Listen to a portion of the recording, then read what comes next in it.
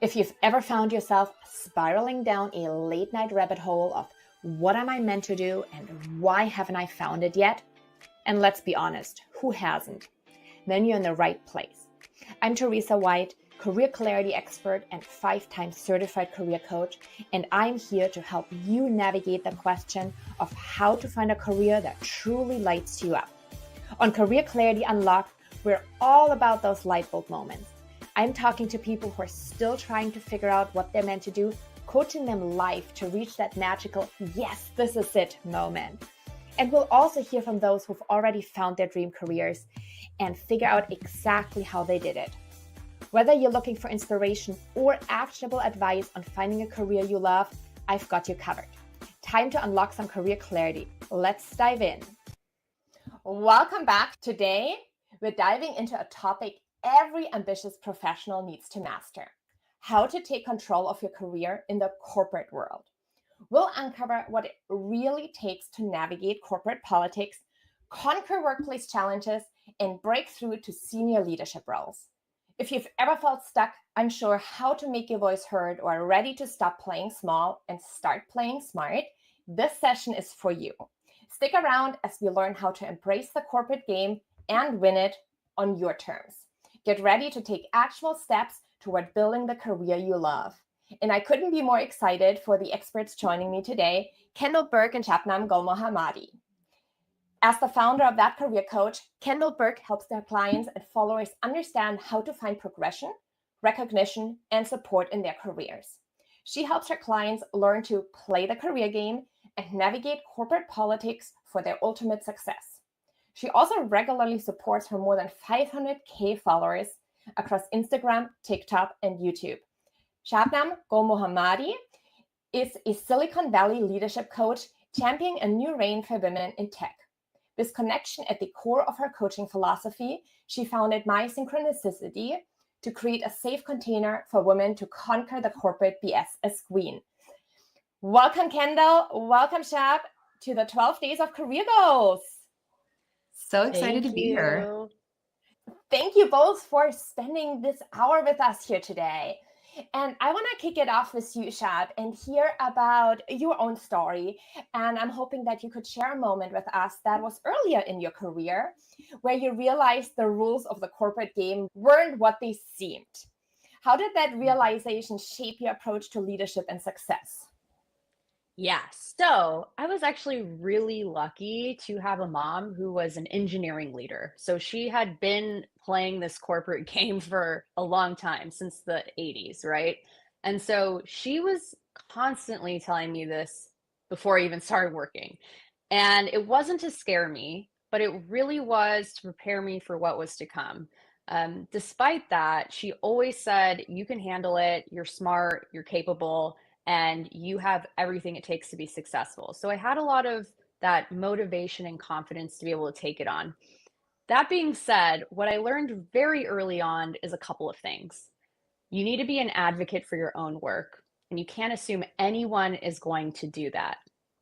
And you have to be able to find a sponsor, right? So someone more senior than you in the company, not necessarily just a mentor, but a sponsor who can vouch for you behind closed doors. So advocacy is so important. Something else I learned is being a leader is so much more important. Relationships are so much more important in leadership than you would think. And so you have to get to know as many people as possible and start building that bench of allies, even when you're very junior in your career, because those leaders and those folks are really going to support you. Kendall, I'm really curious to hear what you also have to think around this topic. Yeah, Shab, I definitely second everything that you are saying. I always tell clients that building relationships is more important than any of the quote unquote work that you'll do in your job. It's interesting because just before this, I was on a call with a client about cross calibrations. And for those of you guys who aren't familiar, most conversations about promotions, progression, year-end reviews, they happen in a room that you're not in.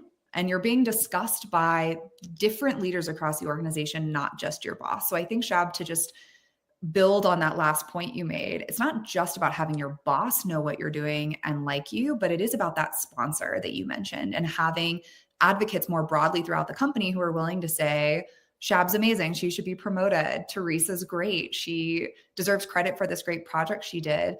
Because if you only have one voice in that room, it can be very quiet. And we want to build that broader network that's going to help advocate for you over time.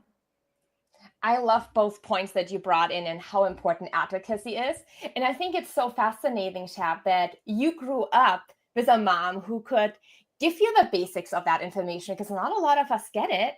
My parents, certainly, they are not in corporate, so they never were able to tell me any of this.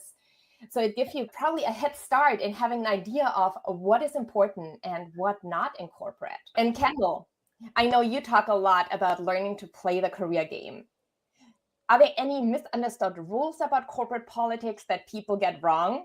And how can they overturn that and turn that into their advantage? Ooh, so there's two good ones that I think come to mind for me for this. So the first is, I think it's a popular misconception that your boss knows what you're doing. I think a good boss generally knows what you're doing, but probably doesn't know the specifics or the effort or the capacity required for a lot of tasks. And so I would say the first kind of misunderstood part of the game is like, it's a meritocracy. I'm going to do really good work. My boss is going to know about it. Their boss is going to know about it. And I'm going to get promoted. And so I think the reality of that is that instead you really do have to advocate for yourself. Building on our last point, you have to be willing to go to your boss and say, hey, here's the things I've delivered. Here's the impact they have for the company. Here's why they're important. And I think that that's a big missing piece, especially for junior people, is we don't realize how much lack of knowledge there is across the enterprise, but even in our own leadership of what we're doing and why it's valuable. And I think the second big misconception that I see is people think getting promoted is doing your current job really well. But the reality of your career is getting promoted is proving to the organization that you are more valuable and you're going to get them more in a more senior position with more money.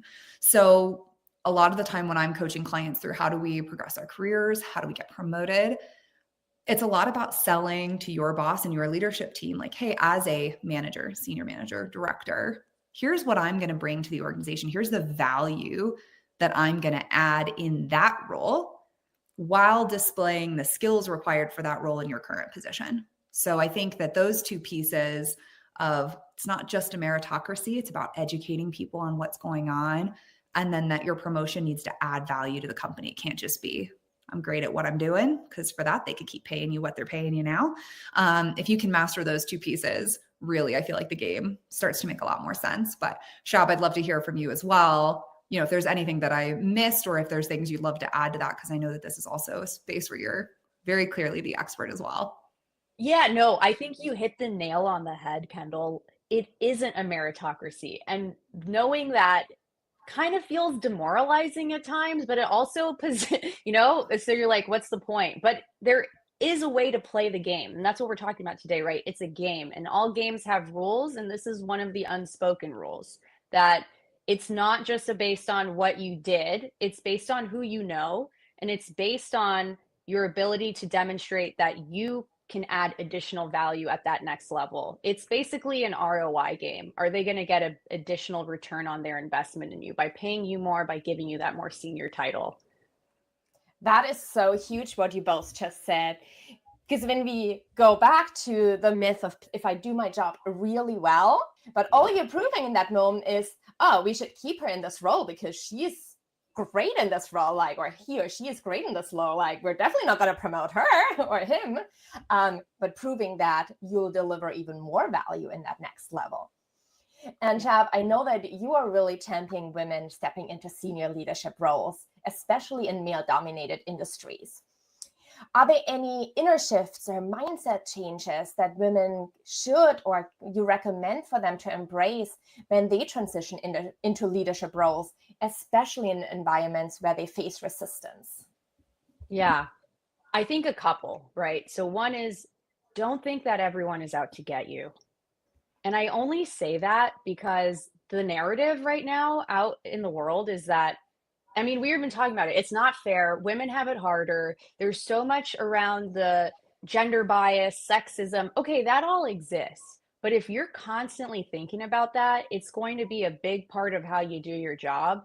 and you're going to be on defense mode the whole time, it makes it very hard to connect with others. It makes it very hard to build that trust, because trust is really the most important thing that we can develop. And it's one of the most important things, and I'll talk about this later, but the currency that we all kind of trade within organizations. And so, what I really want women to focus on is who has my back and who will support me as a leader. And you want to build up that bench of allies and thought partners who will elevate the work and increase your influence versus thinking about how unfair everything is, even if that is the truth. And if you can't find anyone, right, then you probably are in the wrong environment. And a lot of the work I do with clients is, again, like, how do we find the right places that value us? And how do we actually advance and grow in an environment that actually values and wants to promote us versus trying to fit ourselves in a place that really doesn't want us at the end of the day? What's your recommendation, Shab, for women who are in that bro culture where decisions are made on the golf course and they go all drink a beer after work, and it's that really male-dominant environment? Do you encourage women to be a part of that or differentiate themselves in a different way? So it really depends on who you are. I mean, some women love to golf and drink beers and be a bro. I mean, like, not all women are the same, right? So if you want to do that, I completely encourage that. But if that's not you, we have to find a way that's a little bit more authentic to make those connections and build those relationships, right? If you want to learn how to play golf, do that. But if you don't, there are other avenues that exist. And so I really encourage the women to really understand the culture they're in. Um, if you don't want to drink with the bros, that's cool. But we want to find those opportunities to build those relationships. And it becomes a little bit harder over Zoom, especially in fully remote environments. Absolutely. Kendall, do you see that too? I do. And I love, Shab, that you almost started this with kind of the unpopular thought, which is like, yeah, all of these things may work against you, but you can't hyperfixate on it, because in the end, there are things that are in our control and there are things that are not in our control. And we can't control how anybody else feels about us, but we can control how we interact with them, how we stay authentic to ourselves, how we show up for ourselves, right? And I give unpopular advice to my clients all the time. I'm like, oh, you don't like that coworker? I want you spending more time with them. Because it's really easy to spend very little time with somebody and hate them from afar. It's really simple for them to do to you as well. It's harder for us to sit in a one-on-one with somebody and say, hey, like, I felt some friction with you lately.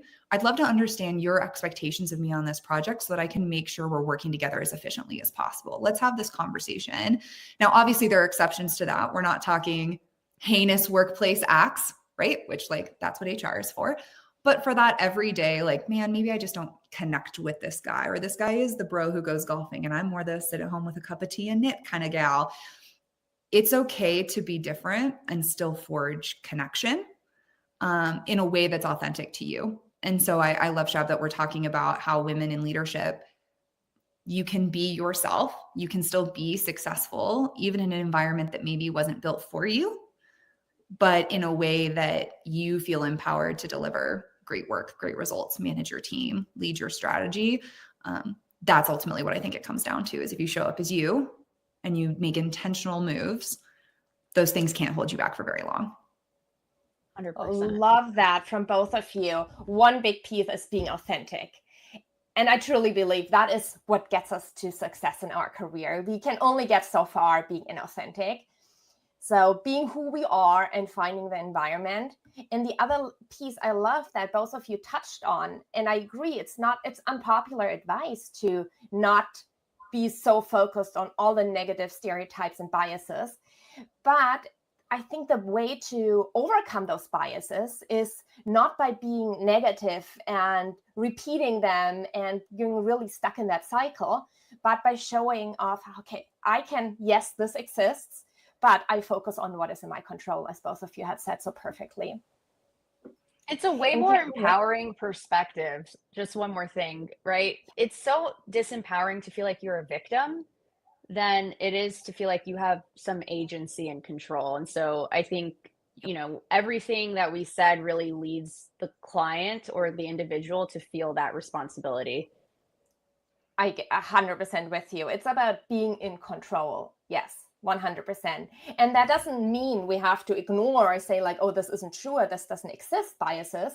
But yes, it exists, but I'm going to take control of what I can. Yeah. And talking about taking control, Kendall, many mid-level professionals feel stuck because they don't know how to position themselves for senior leadership. Can you walk us through any practical frameworks or processes for securing that first executive role?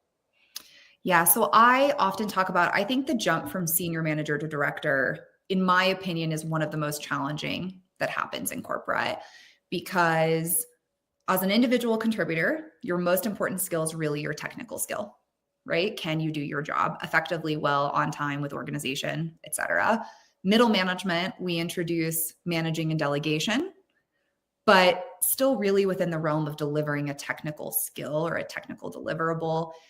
And then all of a sudden at the director level, most companies are like, great, you run a strategy, you run a team, you're responsible for a vision, and displaying that skill set as a senior manager is what's really challenging.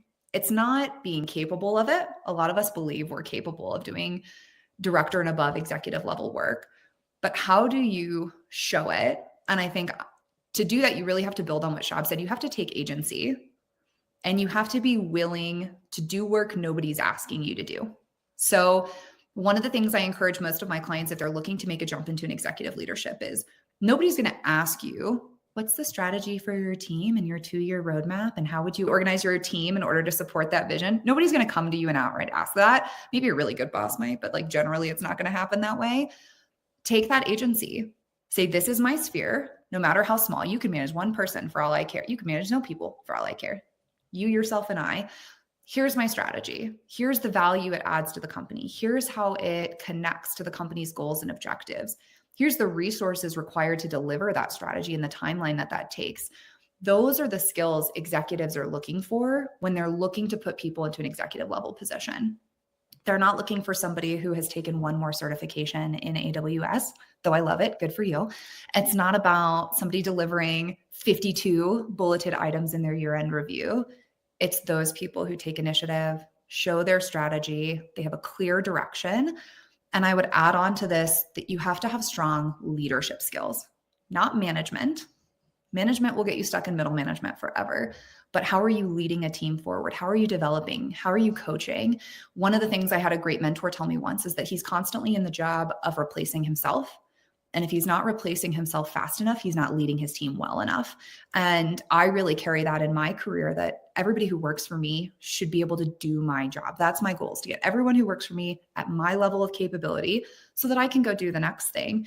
And when you are creating that next generation of great leaders, executives want you on their team because that's what they need. They need more leaders under them to do all the stuff they've got to do that they don't have time to do. And they need somebody who's great at that coaching skill. So those would be the two tactical pieces I would say, is find opportunities to build a strategy, drive it forward, create the roadmap, do the work nobody's asking you to do, and then display those leadership skills, whether that's coaching somebody through a promotion or building up different hierarchies within your team, or giving them the autonomy to run large scale projects, or even firing somebody, which I think is a leadership skill that none of us like to talk about. It's not fun, but somebody's got to do it. I think displaying those two pieces are really the biggest thing that's going to help you display you're ready for executive leadership and you're not just stuck in that middle management mindset. That is huge, Kendall. And I want to bring in here real quick a question that we got yesterday in our Q&A, and that really plays into it. And the question was, how do you build skills in and showcase your strategic vision? I think the word strategy has become this like nebulous, vague concept, and people are like, am I strategic? I don't know. And then we get feedback from one boss who's like, you're not very strategic and we have no idea what that means, but we like make it part of our personality. Like, I'm not a strategic person. Thank you. The reality is that the only thing you need to do to have a strategy is think ahead at how you want to be operating and work your way back. So if you think of your team or your company, all the CEO is doing is going, okay, 3 years, where do I want our company to be? Revenue-wise, operations-wise, How do I want us to be positioned in the market? What do I want our brand to look like? Great. Where are we today? And how do we close that gap? That's really ultimately what a strategy is. So if you're looking to build skills and show your strategic vision, stop thinking short term. Start thinking, how does this fit into the company's goals? How does this fit into where I want to be in 3 years? How do these things impact the team next year? Start thinking longer term. Start having those conversations with your boss, right? My team's goal right now at work is automation and efficiency, has been for 2 years. I hope that anybody on my team, if you ask them what our goals are, would say autonomy and efficiency. And there are a million ways we go after that goal, but it is a long-term vision, and we're consistently adding value in that space, and there's alignment with leadership. So stop thinking short-term, create a long-term vision, communicate it with your boss. And then if you're looking to do something more tactical, there are always strategy certifications you can take. I'm sure there's LinkedIn learnings on it. There's other places you can go to be trained in it. But what I have found personally when it comes to strategy is sometimes it's just carving out the time to sit down and do it. Instead of doing the tactical every day, carve a few hours, lock yourself in a room. Where do we want to be? Great. Work our way back to today. Great. Definitely what's going to be the difference. Yeah, well, I actually worked in corporate strategy. I was a leader on our strategy and planning team at Uber Eats, and everybody wanted to work in strategy. Like everybody was like, I don't want to be so tactical. I want to do the strategic work. Well, every role is strategic if you make it strategic. And so what I loved about the answer you gave to the question that Teresa originally asked is you need to think about what are the problems that need to be solved and go out and solve them, right? And so that's really having that entrepreneurial mindset, not necessarily entrepreneurial because you're focused internally, but companies that really value entrepreneurship are the ones that are the most strategic, right? And so for you to take on that entrepreneur role within the company to be able to go seek the problems worth solving, it doesn't just come from waiting for your boss to hand it to you. It actually comes from going and meeting with people, connecting it with those folks, and then connecting the dots. Oh, I see that this team is having this issue. I also see that this is a core gap in our product. And I know that our team is capable of solving it and fitting in here, but I'm going to drive this, right? And so if you can kind of create this almost group strike team, if you will, and execute on the project, that is going to get you so far ahead, right? And so I think it's for all of us, especially those who want to be promoted into leadership, to say, okay, where am I going to fit into this? And go seek out those problems and go make it happen. It doesn't just need to be a strategic role. Any role is strategic. I love that. And I just want to repeat what you said really quick for like the people in the back. Don't wait for your boss to tell you. This is like the biggest mistake I see in middle management. It's like, well, my boss hasn't asked me to create a strategy, or they haven't asked me to fix that problem. Solve it. Get the accolade for it. Advocate for yourself once it's done, but like, don't wait to be told what to do. Executives don't wait for somebody to ask them to do their jobs. They take that ownership. That is huge. And I'm 100% with both of you here. It's that proactive, that long-term vision thinking of not waiting for problems to pop up and someone to tell you, fix this, but to think about, okay, where do we want to be in the future in 3 years from now? And what can I do today to take leadership and help the company achieve those goals? And Shab, I want to kick it back off to this conquering the corporate BS. I heard you talking about this before, and I know you help women conquer the corporate BS. What are some examples of subtle challenges or even outright biases women face in the corporate world, which we've already touched on slightly? But how do you coach them to overcome these obstacles? And the huge thing I want to focus on is without burning out. Yeah. So, every company is going to have its challenges. There's no perfect workplace. The key thing that I see within my own clients is they're being told, and we've touched on it, they're not strategic enough, or they don't have some sort of exec presence, right? And so for them, they're like, well, I don't really know how to action on this. It feels like it's a cop-out. And sometimes it is, sometimes it is an excuse. They're just not going to promote you, which is a whole, I'll get to that. But for those that are like, okay, well, I'm going to be honest, and probably, yes, there are some gaps in my skill set. We kind of lean into developing what that is. And really, my coaching is totally focused on developing that confidence from within. And so for some, it's that they're not really communicating that expertise correctly. And so we really think about, well, how do you show up in meetings? How are you communicating and managing up, which is such an important skill? I think it's one of the most important things we have to learn in our careers. How do you manage up to leadership? And then for those others, there is a lack of self-trust. Okay, so maybe they don't feel like they have that logic or the competency there. Maybe they aren't feeling like they can be totally authentic. Or maybe there's this lack of, hey, I don't necessarily connect to the company. So whatever it is, it's all BS. We try and go in and really tailor it to their unique situation. And we take it one step at a time. I think that's the most important thing when it comes to not burning out. You know, when you look at everything, you might get overwhelmed. If we break it up into bite-sized pieces, then we can really say, okay, what are we going to focus on and make the priority? And prioritization is another important skill that we all have to develop, especially if we're in leadership and we don't want to burn out, because not everything can be a priority, but so much of us are trying to juggle everything we have going on in our lives, and we simply cannot do it.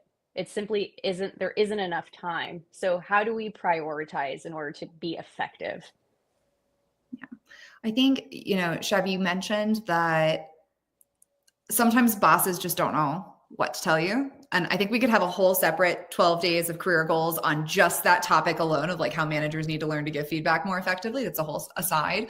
But I love what you said about like making it bite-sized of like, what are the chunks we can do?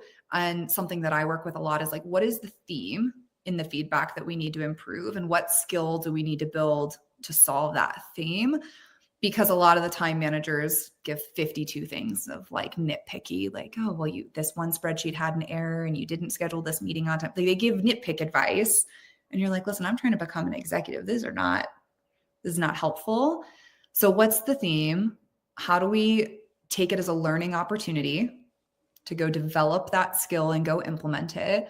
But then to your point, how do we do it in a way that doesn't become do it all or do nothing? Because it's not sustainable. So if we're going to carve out time for self-development, then let's carve out time. Let's block it on our calendars. Let's make it a priority and then use the rest of the time to deliver the work that is going to keep us employed while we're on this route, but then also give us the space to show some of those strategic skills, to show up in meetings the way that we want to be so we can continue to progress that career.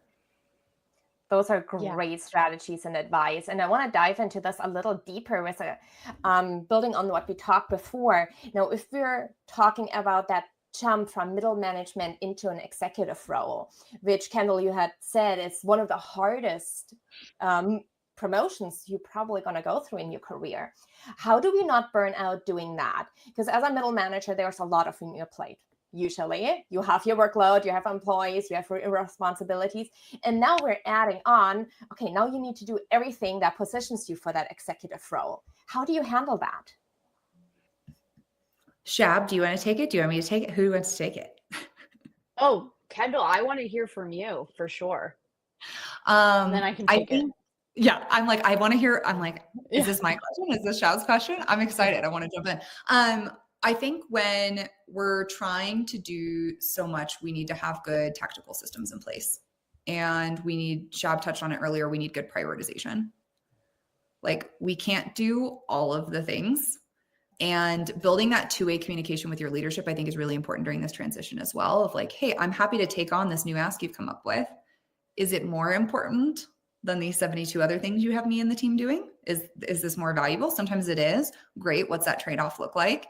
But then also sometimes it's not, and how we have two-way communication about that so that we're not spinning our wheels on something that maybe isn't the most effective use of our time. But I think the second thing, the big transition that happens when we're moving from middle management to executives that has to do with our boundaries is starting to ask for what you need.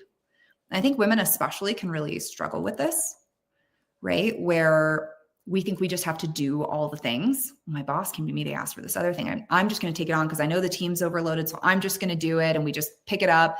And the reality is that building respect and authority as a leader also requires being able to evaluate what is and is not feasible and what we need to make things happen. And so something that I often coach to and that I do a lot in my own career is, hey, I'd love to pick up this project. What you're talking about is really kind of like a quarter of a person's worth of work. Are we planning to add additional resources for this? Is this important enough to deprioritize the scale of work required in order to deliver this ask? Do we need more people? Do we need more systems? And when you start to have those types of conversations with your leadership, I think a lot of people, especially women, but men as well, we get afraid, like, oh, they're going to think I'm saying no. They're going to think I'm not a team player, that I can't do it. And the reality is it actually becomes a yes and conversation. Yes, I'm happy to do that, and it needs more people. Yes, I'm happy to do that, and I need a system. Yes, I'm happy to do that, and I need to deprioritize something. And those are much more constructive conversations than just saying yes until we burn out, which many of us are prone to do, or saying no, which I'm starting to see a lot in younger generations coming into the workplace. It's like, well, no, I don't have time to do that. Or like, no, that doesn't seem very important. Is also not super constructive, right? So finding this trade-off balance of, hey, I want to do the strategic things. I think they're more important. I'm trading off this other task, and or I need more people to support that vision, and building that type of strategic approach into your work rather than a like, yes, I can do everything you ask me to do. And that will allow you to maintain your boundaries more successfully. And it'll allow you to display those skills you want to display more, because again, leadership skills are now being displayed. Strategic alignment is being displayed. And Shab had touched on like prioritization, because otherwise we just become the can do it all person. And that takes you far in your career to a point. And then you just become the dumping ground for all the problems without that ability to continue to elevate yourself. 100%. And you know what? Prioritization is strategic. That is a big part of strategy. Strategy isn't go do everything, right? Strategy is, what are we going to focus on that's going to move the needle? And so if we bring that lens into our own careers, we can then say, oh, okay, I don't think helping Brenda is going to actually get me the visibility I need to make it to director. You know, if I can't constantly running reports, you know, just because my team has the capability to do that, it's going to mean that I'm not able to put my focus into something that actually is going to make an impact in the career and for the business, right? And so I think you summed it up perfectly, Kendall. It is a prioritization exercise, and it is all about what makes sense for not only yourself, but for your team, for the business. And then in that vein, you won't be seen as the go-to person that's going to just pick up the trash all the time. You're going to be respected. And that's a big part of getting into leadership. Do I have that respect? 100% respect. That is huge. And it really shows when you just say yes, yes, yes.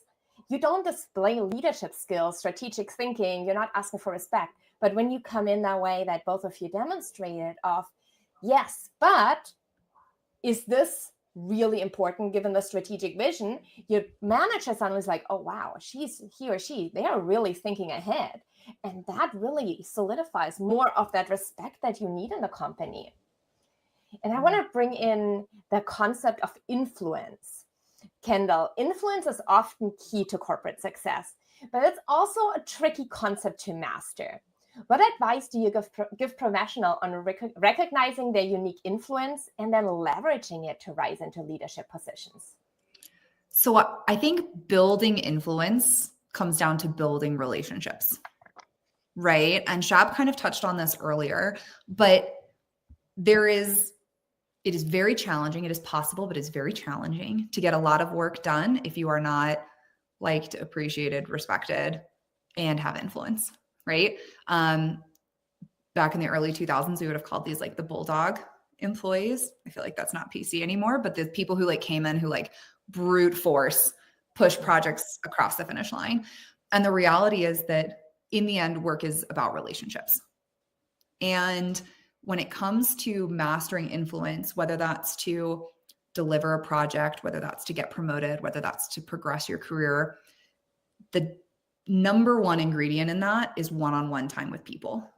And so mistake I see people make a lot, especially remote, because remote adds its own unique challenges to this, is we think, oh, well, I meet with that person all the time. because we're working on this project together. Or I talk with that person, this leader all the time because we're working on this big initiative.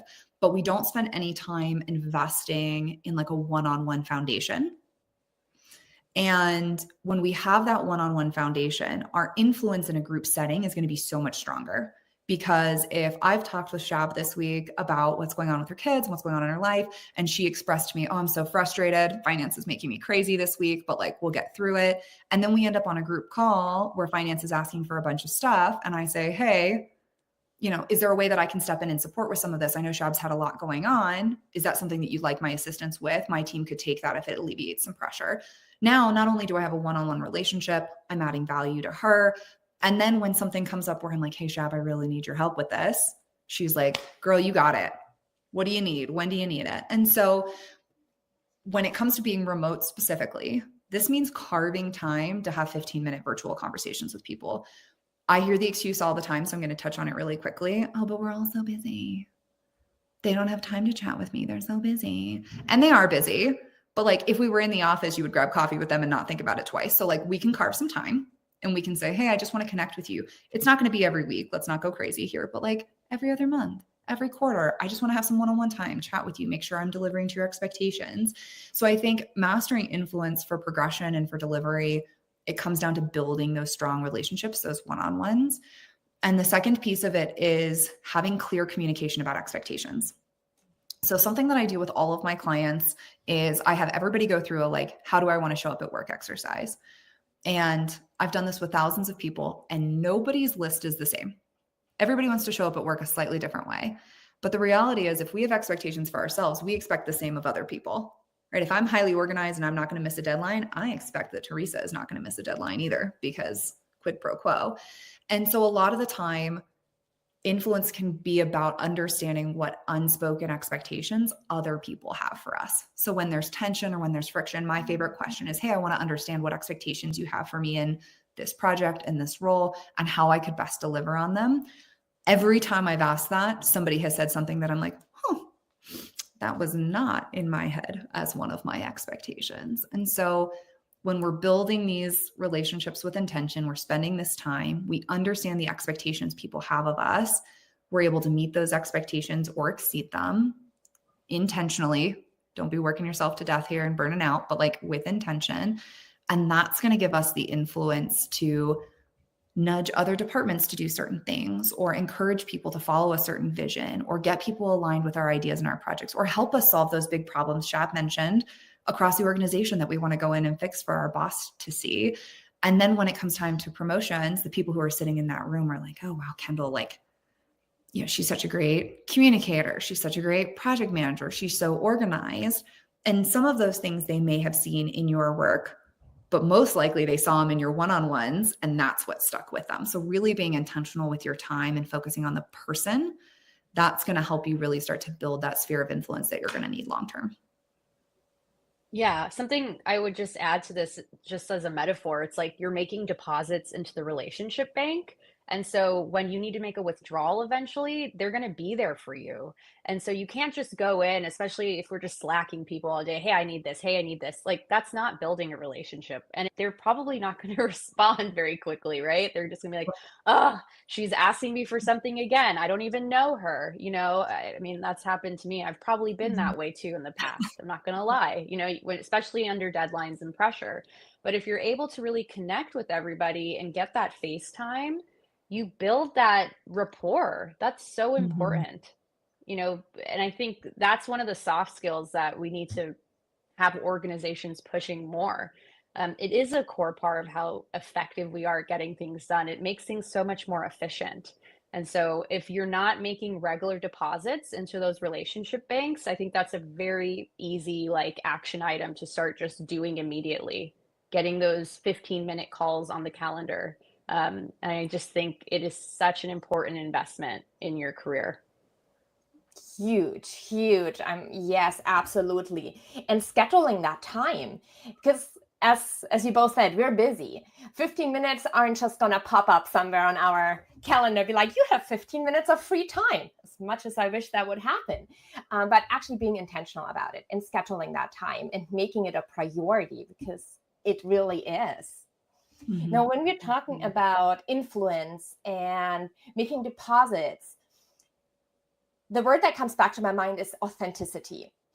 And Shab, one of the toughest aspects of climbing the corporate ladder is, I think, that balancing of the authenticity with the need to play that game and do all the things we should be doing. And how do you recommend professionals stay true to who they are, but also at the same time navigate those corporate dynamics? So I love this question because authenticity is such like a hot topic. Everyone online is like, you got to be authentic.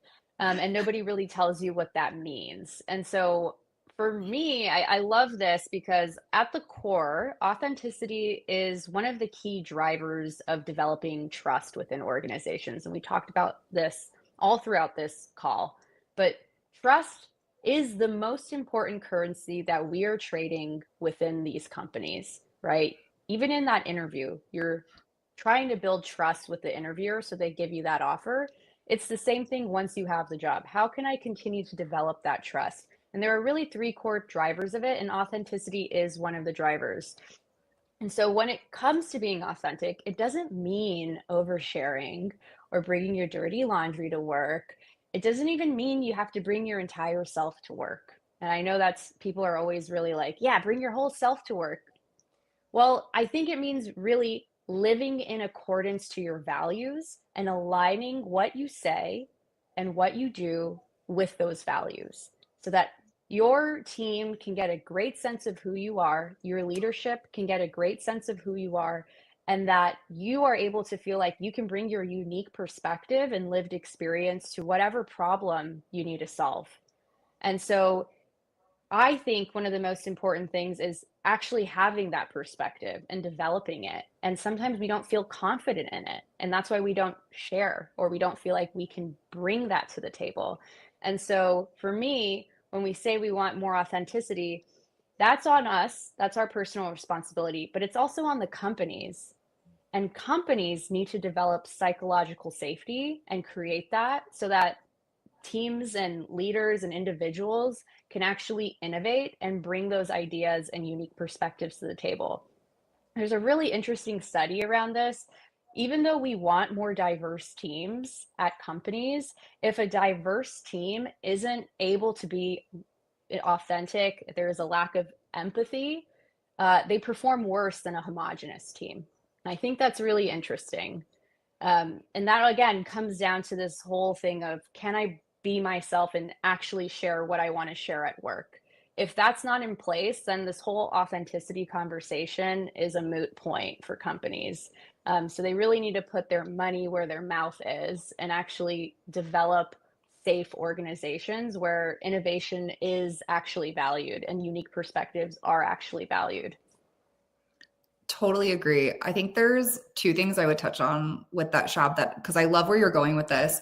I think being authentic at work does not always mean rude either, right? When we talk about creating psychological safety for you to voice your opinion, I think people get confused with tone versus what they're saying, right? And if we create a space where people can disagree in a constructive way, where they can offer their opinions in a constructive way, where they can state their risks and their concerns, it doesn't mean you always get your way. And it doesn't mean you can be rude about disagreeing with somebody. But in those spaces where there has been a good culture bit, you should be able to bring how you feel about a situation. Doesn't mean you always get your way, which is where I think people get lost. They're like, but I shared my opinion. So now we're going with my idea. And people are like, no, but thank you for contributing. And so I do think there needs to be a balance here, but I totally agree with you. It is on the company and on the leadership itself to create an environment where people can bring contrary views to the table. And I think the second thing that I would add is I think playing the game gets a bad rep because people think of that like sleazy car salesman they worked with one time who took credit for everybody's work and didn't do anything. Like normally his name is Steve in my head. I'm sure there are very nice Steves out in the world. If you're listening to this and your name is Steve, I'm sure you're fabulous and it's not about you. But there's always that one coworker that we've had who stole credit, who didn't do anything, who spent all their time schmoozing and none of their time delivering. And I don't think that's what any of us are advocating for on this call. What I would say is you can be authentic to what is important to you, like you mentioned, Shab, to what your values are, to how you want to show up, and still put nuance on how you deliver things, still develop new skills that have to do with your communication or your executive presence. That doesn't mean you're being fake. I don't want you to go into a room with somebody every week who you absolutely detest and be like, how are things going in your team today? I'd love to help with that. Like, we don't have to put ourselves in uncomfortable positions every single day. But if you're going to choose not to play the game, do it on purpose, not because you don't understand what the rules and the bounds are. And if you are going to play the game, do it in a way that stays true to who you are and what's important to you. And then we don't have this inauthenticity issue, because people try to fit themselves into like, oh, my boss likes to do it this way, so I'll try to do it that way. And that's when we start to degrade our own unique skill set, our own special sauce in order to fit into the broader group. And I think that's where we lose people. But I think, Shab, the points that you made are so valid. There is responsibility on the company to create an environment that's okay with showing up authentically. And then it's on us to do that in a way that's still collaborative and effective, so that we have that two-way communication and it doesn't become like a brick wall that we keep hitting when we try to share those things. Yeah, I love that both of you brought in psychological safety. It's something that I believe so strongly in, how important that is in organizations. And also, it directly impacts the bottom line. If people feel safe to share their opinion, to share their view, to make suggestions, come up, share their ideas, the company is going to be better. And as Kendall said, not everything you're going to say is going to be a yes, yes, yes, but the foundation it sets is such a strong foundation for overall, for the entire organizational success. Yeah, And having a disagree and commit culture is so powerful, and it allows people to show up then that way, because when you can feel safe to share your perspective on a problem and you don't think you're going to be penalized for it, it goes so much farther than an organization where you're constantly worried that your incorrect point of view is going to be a detriment to your career. Yeah, absolutely.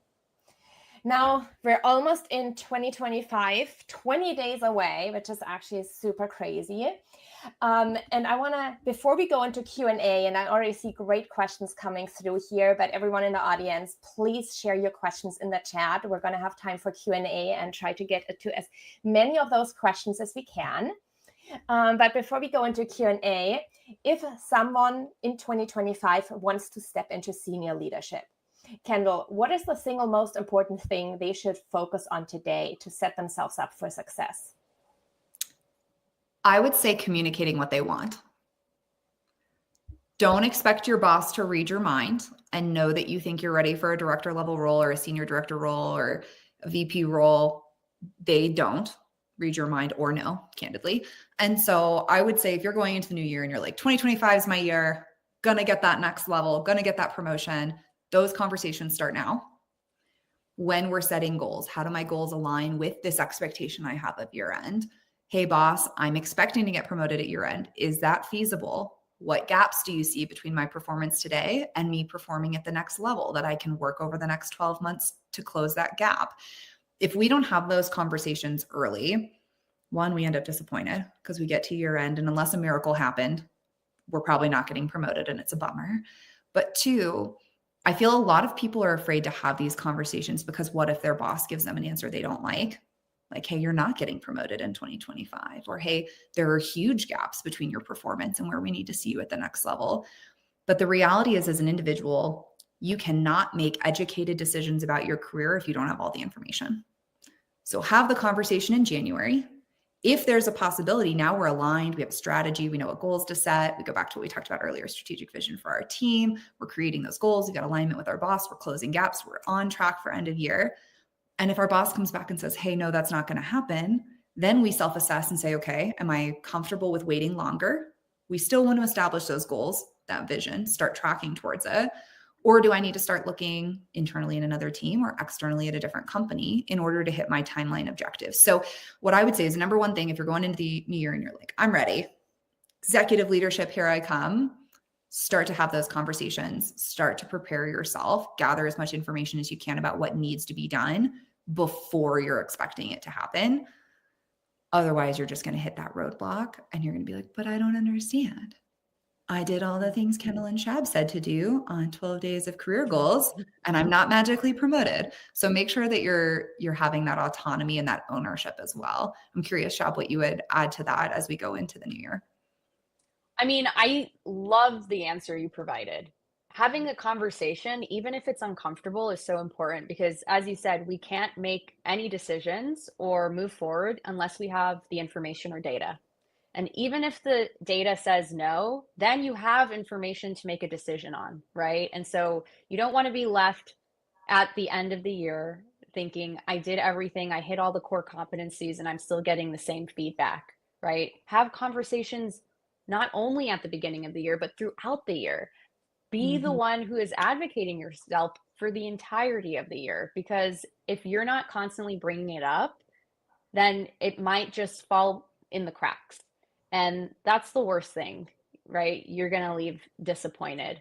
The other thing I would add is to set goals and have your own scorecard that you're regularly checking in on. So if you can have like a set of OKRs, I love those, objectives and key results that you are able to measure your performance against, which is rooted in data, that's going to make it a lot more difficult to argue against your case if you know exactly where you stand.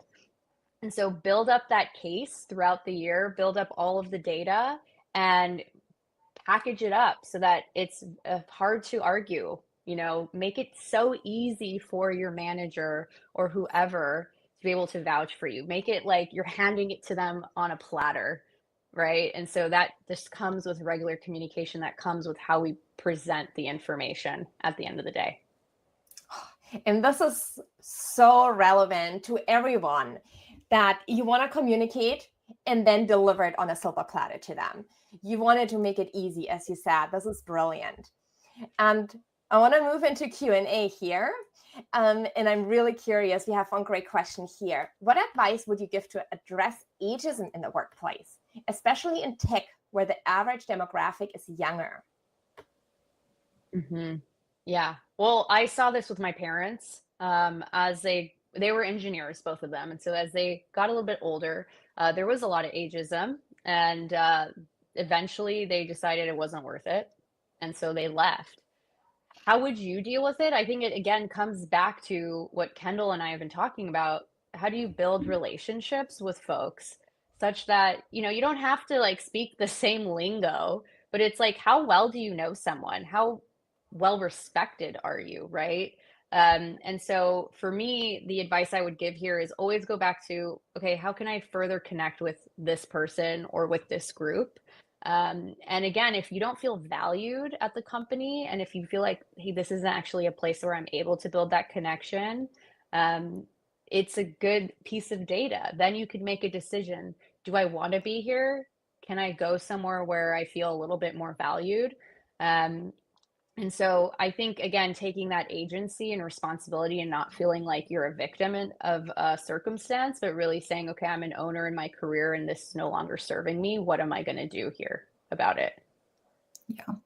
I think to add to that, I love that you brought up not being a victim, Shab, because I think it's very easy, especially if you're hearing it explicitly in the workplace, to like very quickly be demoralized.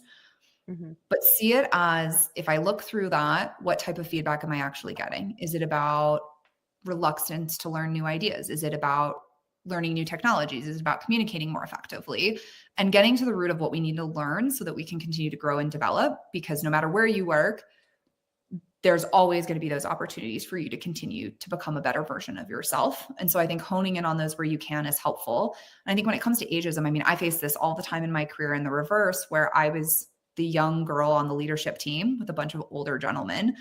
And I have horror stories that go with that I won't take up time on this to share, but they're on the podcast and on my Instagram if you're ever interested. But I think a lot of the time what it came down to was like, could I communicate the way that needed to be communicated? Could I learn the skills that people were questioning I was capable of and deliver on them in an effective way? And was I open to seeing past people who are poor communicators giving bad feedback to what actually needed to be done in order for myself to continue to move forward? And so I would encourage you, you're not going to fix the root problem. Unfortunately, I wish we could. I wish I had 𝗵𝗵𝗸𝗶𝗍 no more issues in the workplace of toxic anything. But since we're not going to do that, I agree with Shab, take that agency, figure out what it is you need to learn or what you can learn, and then assess, is this the right environment for me, or is there a better environment for me, in order to continue to feel like you're growing, and so that you don't inadvertently get yourself stuck in a bad situation. Yes, absolutely. I 100% agree. Taking control, really being in charge. And what I always recommend to specifically career changes that I work with who are facing ageism is also your personal branding. What is it that you're known for? Is it, right, when Kendall walks into the room, is it like, oh, it's the young girl? Or are we seeing someone who's like, oh, she's the one who turns visions into reality? And if you have that strong brand and you're known for something, people are much more likely to see past your age or past any biases or stereotypes they have, and they see the value that you bring. For the record, early on in my career, I was that blonde girl who was pretty smart, like not even joking. That was like a legitimate executive statement about my performance. And then I delivered on this great project, and then I never heard that phrase again. It was like amazing. It was gone in the ether. And so I do think taking that ownership for your personal brand, what are you good at? How do you deliver on it? And this is something I talk about a lot with my clients, is like, you have a lot of control over what your personal brand is. We think we don't. We think it's like high school and somebody started a rumor in some back hallway somewhere and the rest was history. But if you know what you're good at and you talk about what you're good at and then you deliver on that, you have a lot of control over how you're perceived. And if you take that control, you take that agency, you can change the narrative over time. It's not an overnight thing. This is an overtime thing. But I love that you're talking on that, 𝗃𝗃, as well, because it is, if we can get out of our own way, we can create a new narrative with enough time and the right environment. And then if the environment's not right, then we reassess and run like we stole something if we have to. Absolutely. And the next question here that we got is going back to the topic of influence. What are some ways to build influence in a corporate setting, especially for professionals who prefer a more quieter, more introverted, or more reserved approach? So I'm introverted, contrary to popular opinion. And something that I encourage people to do a lot of the time, if you are introverted or if you're neurodivergent in any way, in which case you operate slightly differently than like a neurotypical would, is one, schedule your networking sessions when your peak energy is, right? It's like my peak energy is the morning. You don't want to be having a chat with me at 4 o'clock in the afternoon. Not my best self. So like I schedule my networking sessions in the morning because that's when I'm going to show up the most refreshed, the most excited, with the most energy in a good way. I think also, again, you can do this in a way that's authentic to you. If you're not comfortable talking to a bunch of people, don't go to the happy hour with 60 people. Have one-on-ones once a week with somebody of influence and stagger those calls week after week so that you can show up and do it in a way that feels comfortable to you, that you can assess that relationship more effectively. So what I would say is like learn yourself and then tailor your approach to influence and networking to what's going to work to you. Now, you are going to have to do it. There's no world, unfortunately, where you never talk to a single person and end up being hockey stick growth in your career. It's just not feasible in the way that our corporate environment works today. But stagger your one-on-ones. Pick a one-on-one rather than a group event. Only attend a happy hour if it's an event. Maybe you propose a happy hour, an event you love. You love board games, board game happy hour. Now you're out of your shell and you feel more comfortable and it's an environment that you feel like you can really add value. Be strategic with how you use your time. Don't feel like you have to fit into the box of like Shab loves to drink a beer and golf with the dudes. And now I have to go do that because I look up to her and she's fabulous, right? Find something that's going to work for your approach and then kind of tailor your time to that. Yeah, no notes. I mean, that was the answer. You have to know yourself and you can't pretend to be somebody you're not when you're doing this, because again, it comes back down to that authenticity. And if you're not going to be able to connect on a real level with someone, if you're just like pretending to be the golfer gal that doesn't know how to golf, they're going to be like, why are you here? Why are you here? This was expensive tea time.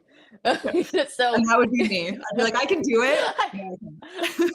I know. I'm like, oh wait, I can learn how to play golf, not hard or anything. But I agree. I think again, you make the deposits in the way that feels good.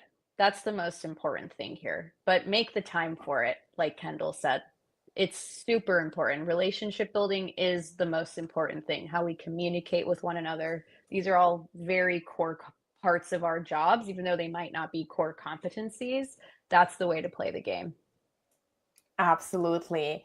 And I wish we could keep going here forever because this has been absolutely incredible.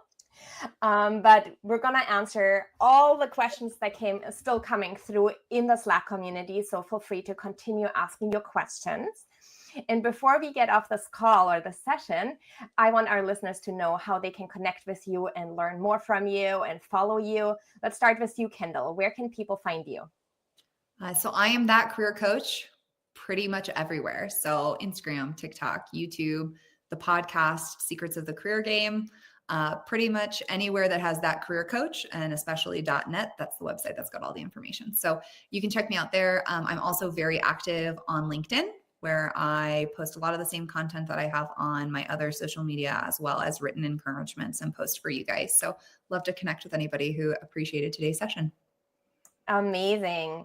And Shab, where can people find you and connect with you? I'm pretty much just on LinkedIn, although that's probably going to change in 2025. So stay tuned. But yeah, connect with me on LinkedIn. I'm very active on there. I spend a lot of time there. And I would love to get to know each and every one of you, connect with you. Don't be a stranger. Thank you both for being here. This was amazing. All our listeners, make sure that you follow Kendall and Shab on LinkedIn or any of the other platforms. They share incredible content day in and day out, and your expertise is just unmatched. It's been a really great session. I appreciate you both so much for being part of the 12 Days of Career Goals. Thanks, Teresa. Thank you. And that's a wrap for today's episode of Career Clarity Unlocked. If you're feeling stuck in that what's next spiral and are ready to finally break free, let's chat. You can book your free career clarity call where we'll uncover what's really important to you, tackle any obstacles holding you back, and map out your best next step. Schedule your free 30-minute call today on careerbloomcoaching.com. And before you head out, be sure to follow us on Apple Podcasts or Spotify so you never miss an episode. If today's conversation gave you new insights and inspiration, please leave a review. It really helps us reach more amazing listeners like you. And don't forget to share this episode with a friend or on social media. Your support truly means the world. Thanks for hanging out with me, and I'll see you next time.